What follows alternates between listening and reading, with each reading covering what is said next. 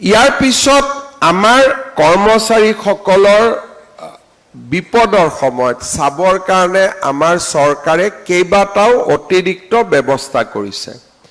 আজি আমি নিবিচাৰো, কিন্তু কৰ্মৰত অৱস্থাত কোনোবা চৰকাৰী কৰ্মচাৰী যদি মৃত্যু হয়, তেতিয়াহ'লে তেওঁৰ পৰিয়ালে আপ টু 60 years আজি যি ধৰণে আমি দৰমহা পাই আছো তেনেকে ফুল স্যালাৰি পাই থাকিব। পৰিয়ালটোৰ কাৰণে এটা ডাঙৰ ৰিলিফ হয় যে আমি নিবিচাৰো, কিন্তু মানুহ মৰণশীল, আমি কোনেও ক'ব নোৱাৰো কোন কিমান দিন আছো। আমিতো বিচাৰো যে আমি দীৰ্ঘ আয়ুস লাভ কৰিব লাগে, কিন্তু মানুহ মৰণশীল আৰু সদায় আমাৰ ফেমিলিৰ কাৰণে এটা চিন্তা মূৰত থাকে। এতিয়া আমাৰ যদি কিবা কাৰণত এনেকুৱা দুৰ্ঘটনা হয়, আমাৰ দৰমহাটো তৎকালীনভাৱে আমাৰ ফেমিলিয়ে পাই থাকিব আমি ৰিটায়াৰমেণ্ট হোৱা দিনলৈকে। আৰু ৰিটায়াৰমেণ্টৰ পিছত তেওঁলোকে NPS UPSত আপোনালোকৰ যেনেকুৱা স্কিম আছে তেনেকে তেওঁলোকে পেনশ্যন পাই থাকিব। আমাৰ চৰকাৰে আৰু কেইটামান কাম আৰম্ভ কৰিছে।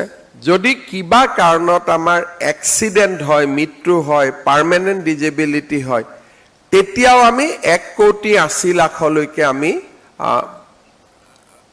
উইদাউট প্ৰিমিয়াম আমি ইন্সুৰেন্স লাভ কৰিব পাৰোঁ।